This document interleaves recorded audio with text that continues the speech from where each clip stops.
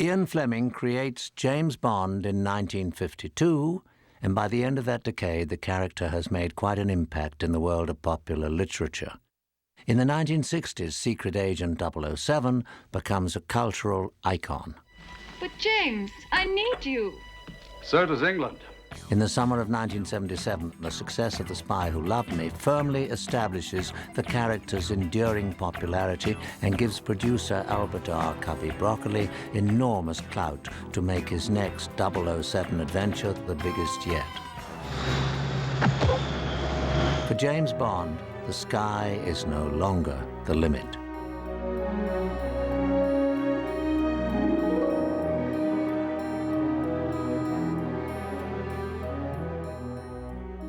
After last picture, Spy Who Loved Me, I mean, which we've done twice as much business on that film as we've done on any other Bond film, including your Sean Connerys, we found that the public is more interested than ever.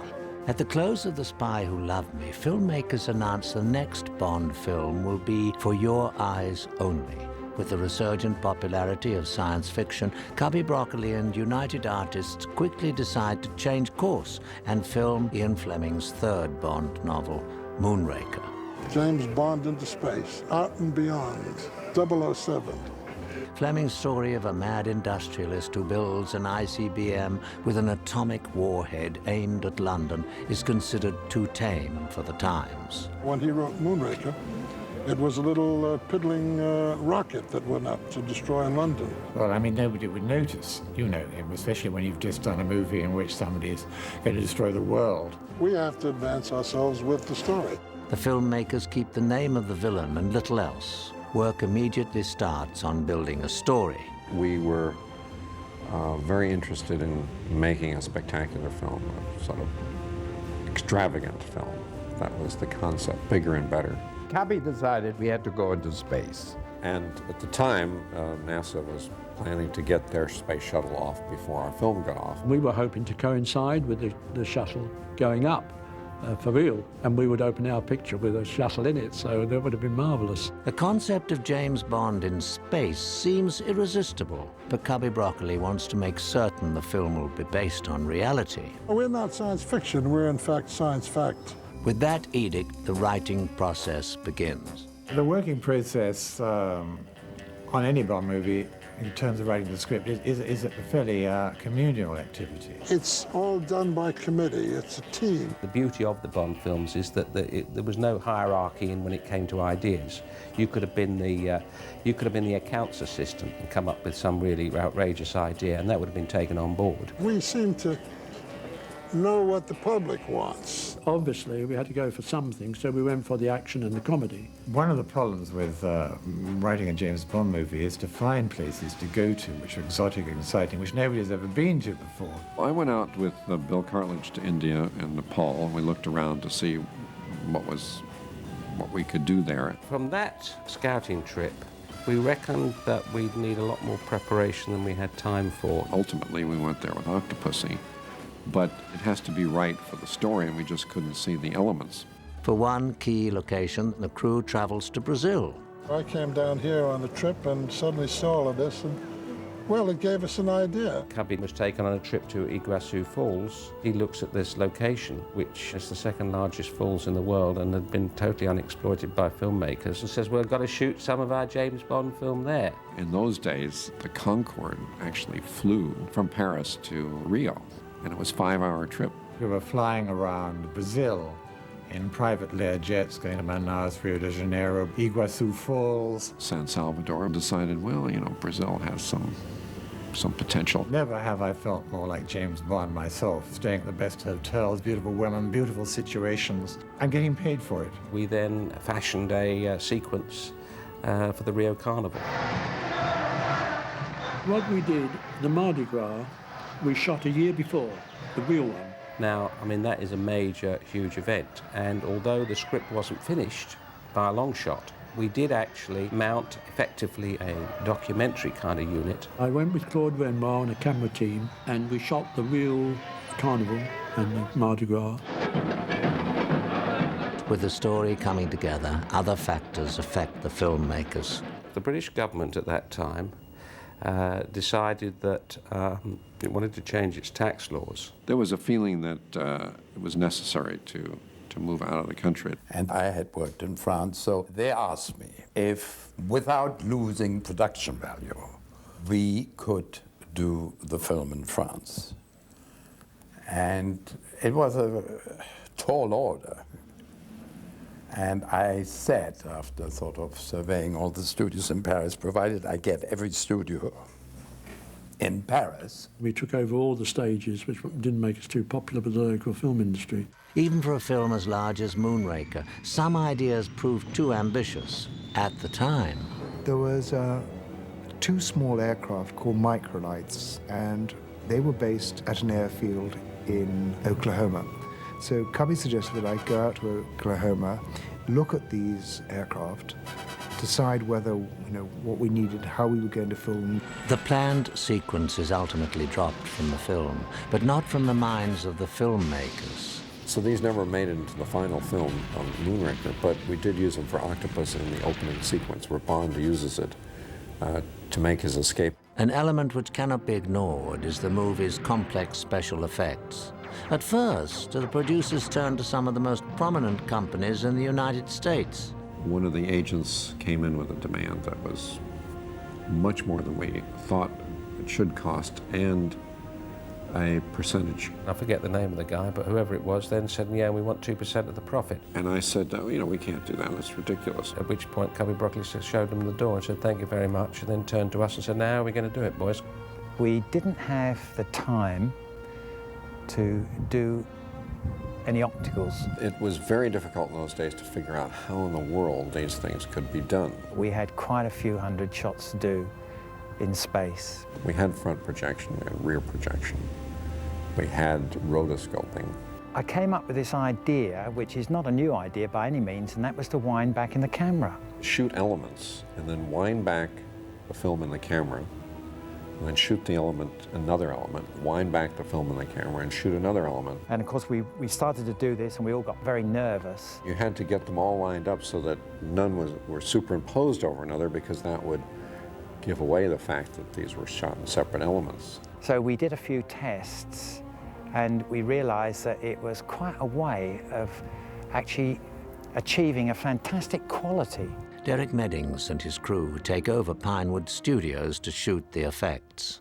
Moonraker is now set to shoot in 4 studios in 3 different countries, and the filmmakers are still scouting locations. I always remember it was in Venice when I was informed of what the budget of the picture might be. Yeah, Bill Cartledge came in and he was beside himself. He couldn't believe it. I rang Cubby and said, I've got some kind of interesting news. I said, well, it's a really rather lot of money, Cubby. It's $32 million. We went through it and it was all there. He said, yeah, that's a lot of money.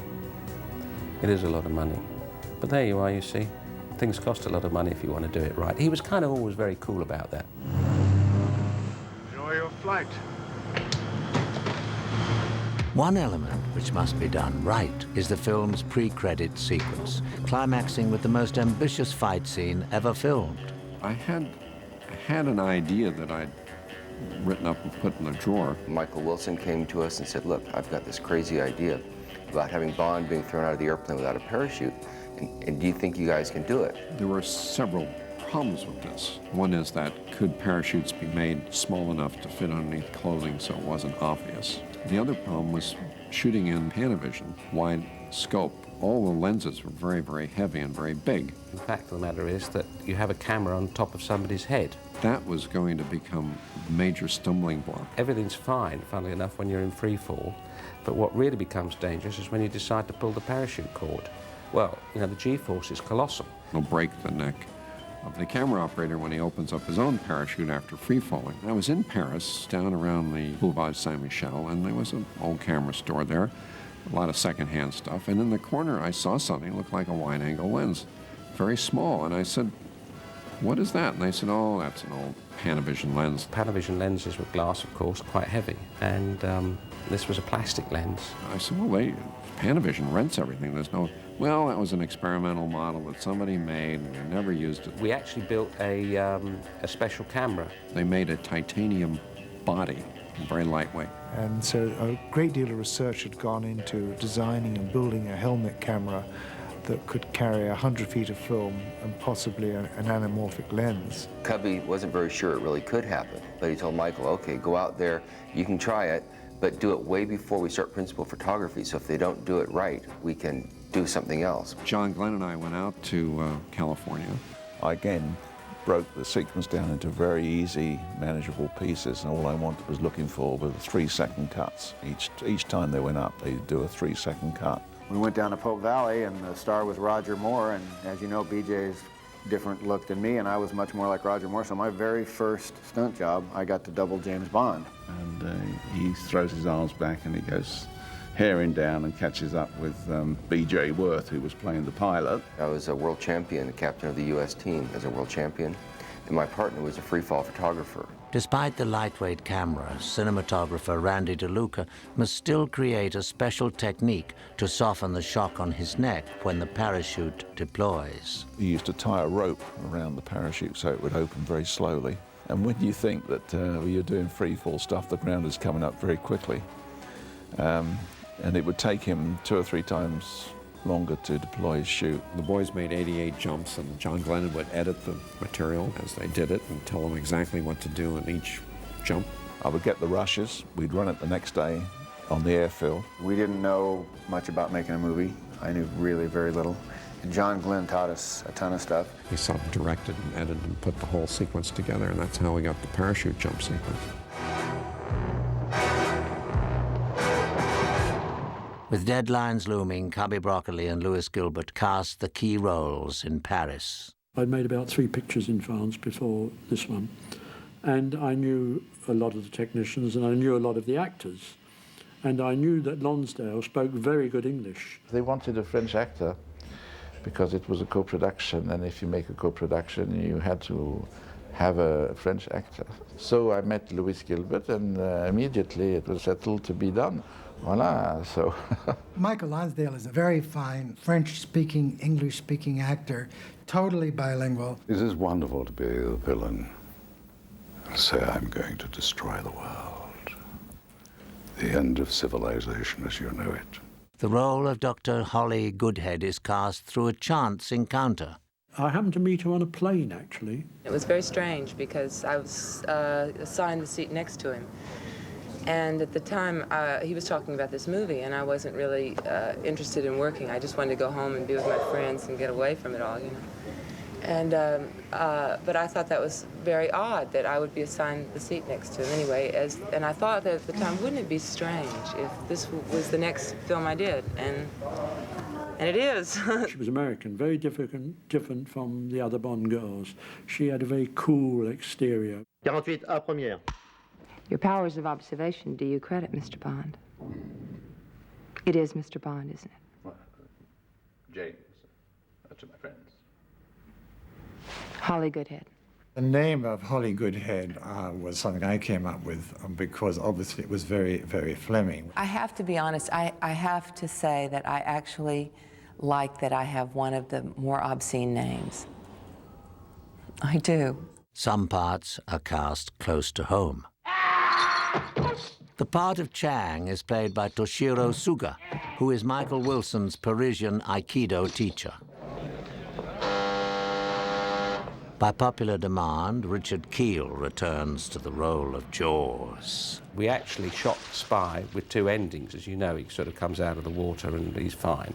We could have killed him off, but we shot that as an additional scene just in case we didn't want to kill him off. When the director's grandson saw The Spy Who Loved Me, he said, Grandpa, I like Jaws. Why does he have to be a bad guy? We got an enormous amount of fan mail, an enormous number from children saying, why can't he be a goodie and not a baddie, you know? Shortly before production begins, cinematographer Claude Renoir is forced to withdraw from the project. The original cameraman was going to be Claude Renoir, who had a very good relationship with Louis. He was a wonderful cameraman, a wonderful artist. The one thing a director of photography can't afford to happen is to lose his eyesight. And that's what happened to Claude. Now, as it happened, I had worked with a French cameraman before as a focus puller in England called Jean Tournier on a film called Allez France. And Jean and I had a good relationship. Very well experienced cameraman. did a wonderful job on the film. Production formally begins on August the 11th, 1978 at Epinay Studios. The first day's shooting takes place on one of Ken Adams' ambitious creations, the Great Chamber. The set is almost not ready in time for the cameras. The Great Chamber I had problems with because I wanted it to look artificial. So I wanted all the rocks to look like real rocks, but not be real rocks, be like glass. We worked day and night on this thing. Immediately, the English members of the crew must adjust to the French style of working. You actually start at 11 o'clock in the morning and shoot through without a break till 7 o'clock in the evening. The scene, which looks simple, requires a unit to shoot in Guatemala for the exteriors of the pyramid and another unit to travel to the United States. Most of it involved a 24-foot python. We got those out in Tarzana. There was a fellow who had a pair of them and put them in big boxes. They weighed 400 pounds each, and we brought them out to Silver Springs, Florida. And the pythons, you put them in the water, and they just swim out and get up on the bank and want to sun themselves on the float, because it was too cold to be in the water. So what we'd have to do to have them chase our actor was to put the stuntman in the water between the float and take the python out and drop him out of a boat, and he'd swim towards the man and just pass him and get up on the float. To complete the scene back in France, the crew must move across town to the Studio de Boulogne, where Ken Adam has built his control room set. Which I call the Mondrian set because somehow when it was all up, and with the various projections and colors and black lines, it reminded me of Mondrian painting. By the third week of filming, the crew was working in their third studio, Billancourt. Come on, Mr. Bond. A 70-year-old can take 3 Gs. By this time, it wasn't just the actors who were getting dizzy. From Louis Gilbert's point of view, it was a nightmare to have to keep all that in his mind all the time. Initially, the workload causes friction between Ken Adam and his French crew. Max Douay was head of the French Union. And he said, Ken, if you think that we are going to work weekends like you normally do, and the amount of overtime, in France you've got another thought coming. The French do work in a different way. And I said, well, Max, I can't force you to work overtime, but I've never known a Bond not to involve overtime. So he said, well, I'm afraid, I feel very sorry about it, but I will not be able to talk my members into this. Ultimately, it is the artistry of Ken Adams' designs which convinced the French crew to work to complete the sets on time. Not only did they work Saturday and Sundays, but they brought in their whole families on Sundays as well, because they were excited with what they were doing. To achieve the effect of G-forces, the filmmakers resort to a simple technique. Roger Moore would hold the airline just off of camera so you couldn't see it, and it would blow all these facial tissues to give the feeling of centrifugal force. The Drax residence. The crew films parts of Drax estates at the Chateau de Vieux de Vicomte. The only problem is that the chateau is meant to be located in Southern California. Again, a unit travels to the United States. We used the Mojave Desert as a location, and I shot a number of plates there. And then there's the journey that Bond takes from Los Angeles Airport, so we had to shoot doubles taking off. On September the 25th, the crew begins filming in the famed monastery of St. Nicolo on the Venice Lido. I used the interior of that monastery as M's office again, and Moneypenny's office. The monastery takes its name from someone even more famous than James Bond, Saint Nicholas, also known as Santa Claus. In Venice, the unit must shoot a mammoth action scene in a city made up of 118 islands and 400 bridges. Originally, writer Christopher Wood wanted Bond to take Venice by motorcycle. I thought Bond getting on a motorbike and screaming around this, because you could have used the water as well, humpback bridges, motorbikes spinning off and landing on gondolas and then off onto the other side. The gondola, which was a splendid idea and sort of rang a change on the normal boat chase thing. What we did in the first instance was get a gondola, and we had to get a clapped out one and virtually rebuild it because nobody would sell us their prize gondola. Gondolas are not designed to travel at high speed, a problem which the crew discovers when they mount one with a 120 horsepower engine. They get this thing out and they wind it up. It went up to about maybe 15, possibly more. We didn't have an actual speedo on the damn thing. And then suddenly ploughed itself straight under and down to the bottom. So that was the first experiment that didn't work. Ultimately, the crew customized 4 gondolas for the sequence, sending them through the canals of Venice at 60 miles per hour. To cap the sequence, the gondola becomes a hovercraft. It seems like such a simple idea in the script. There was the illusion that the thing rose up out of the water.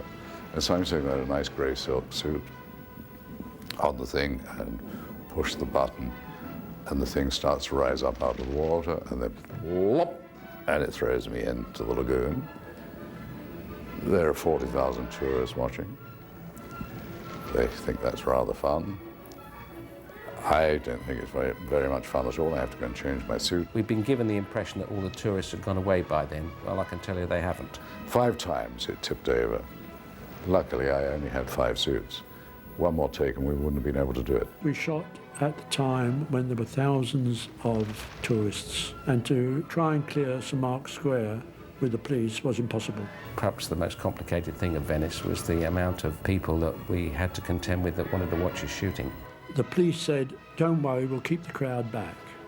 Well, what they did, they formed them in 2 lines, like the coronation, and Roger had to drive across the square. It was just ludicrous. It made the director's life, the assistant director's life, and the people that were working on the set very difficult. So I said to them in the end, look, whatever you do, just disappear.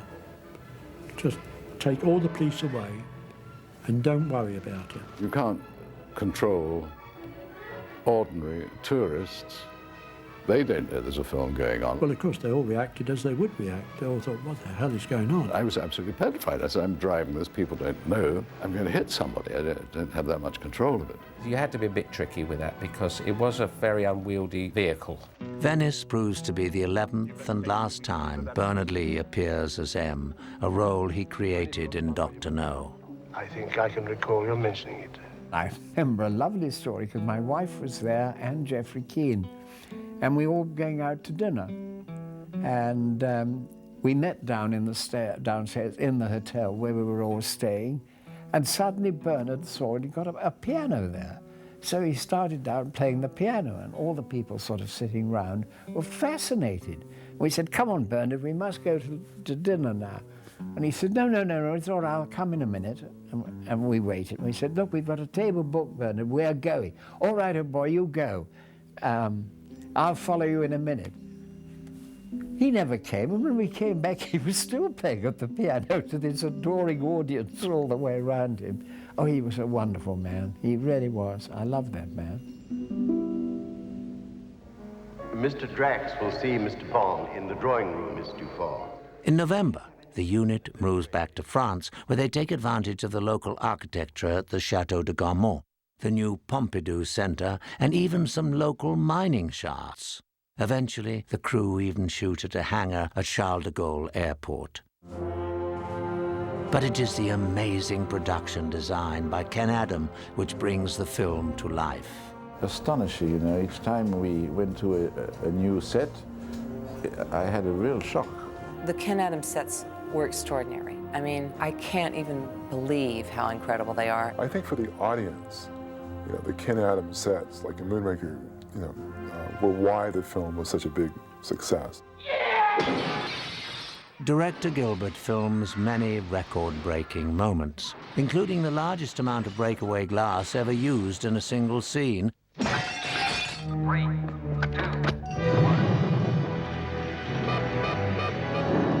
And the largest simulated weightless scene ever filmed, which is shot on the largest indoor set ever built in France. The weightless scene was a big operation. The space stuff was done for real in the sense that we had to construct those sets to make them work.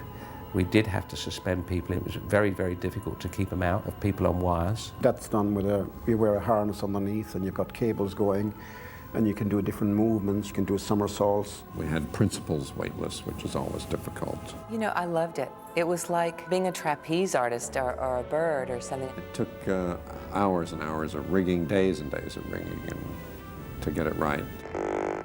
Some weightless scenes harbour other challenges. My God, what's Bond doing? I think he's attempting re-entry, sir. We got smashed into each other a few times and pulled apart a few times. It was really funny. Somebody watching it would probably be hysterical, but felt really uncomfortable. Take a giant step for mankind.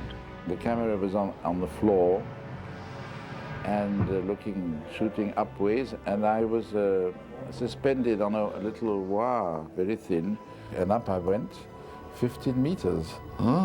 That was impressive. Looking down was a strange feeling. Ooh, tremendous experience. After Christmas in Paris, the cast and crew leave for Rio de Janeiro. Roger Moore, recovering from kidney stones, follows a few days later. We then arrived in Rio.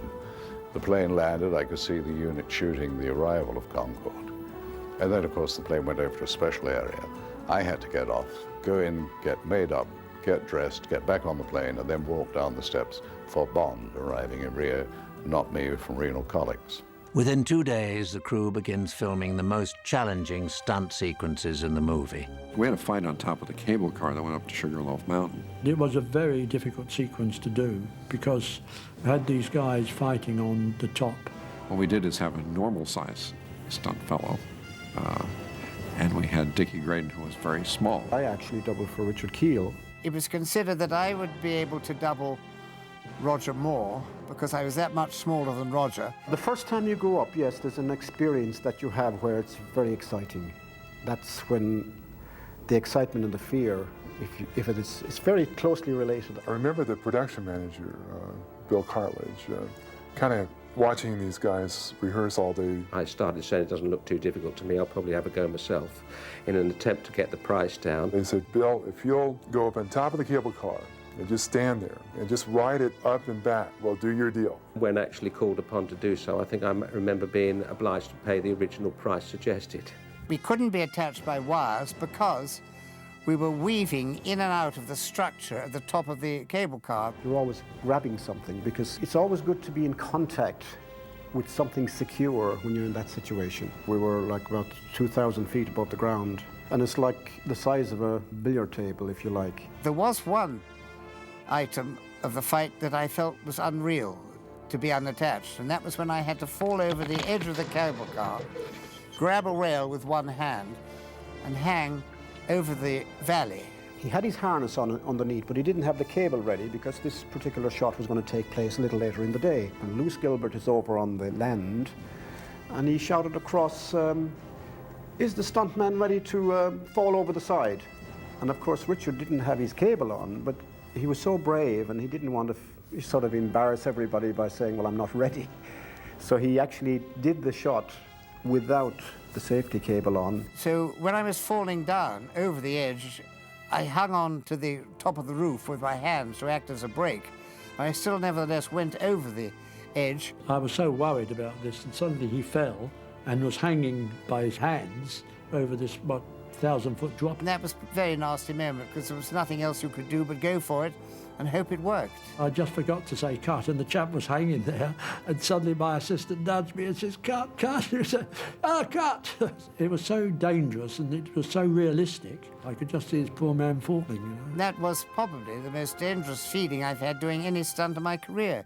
The crew quickly shoots Bond and Holly escaping from an ambulance with dummies standing in for the stars before tackling the recreation of Carnival with over 700 extras. Meanwhile, the second unit, directed by Ernie Day, attempts to film the scene which brought James Bond to Brazil. We went to Brazil in the first place because of this unique location at Iguaçu Falls. Iguaçu Falls is, I think, probably the widest in the world. It runs across in a series of cataracts, probably a mile, mile and a half, and it stretches across 3 countries. The idea that Jaws goes over the falls, Bond takes off in a hang glider.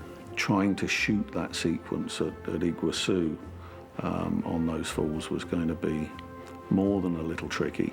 Every aspect of the scene proves difficult. The first task is to film a hang glider above the falls. I actually had to organise overflying permission from 3 different countries that weren't talking to each other. Glider pilot John Long has many concerns about the location. You know, hang gliding in the South Downs in England is a completely different deal to trying to do it in the tropics over the top of a waterfall with the updrafts and downdrafts and the water spray and everything else. We didn't have enough fuel in this thing for him to do anything more than land, hopefully, somewhere in the vicinity. After several sort of aborted attempts at flying round, he eventually gave it a shot at just flying over.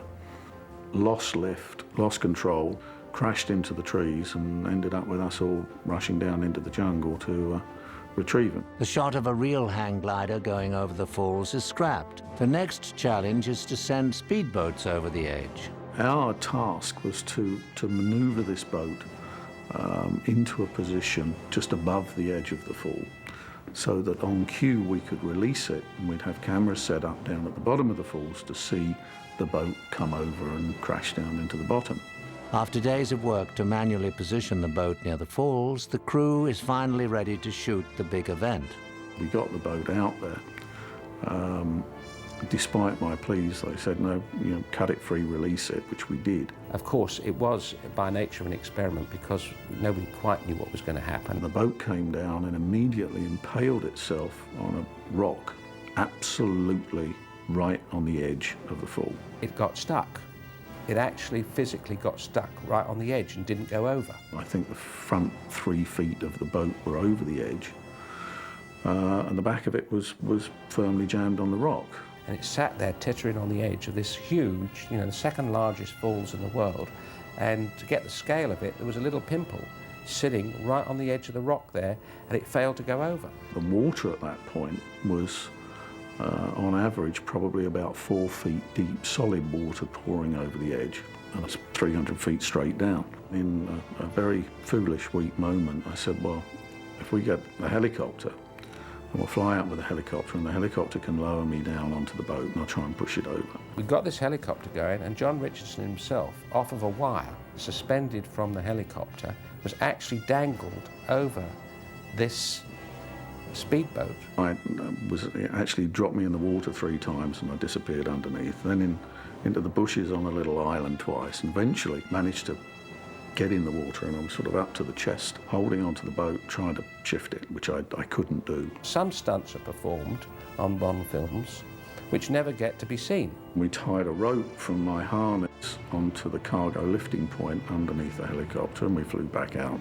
And now, having got hold of the front of the boat, the helicopter's trying to lift and pull out over the edge. I'm sort of holding on desperately, and my arm's getting longer and longer.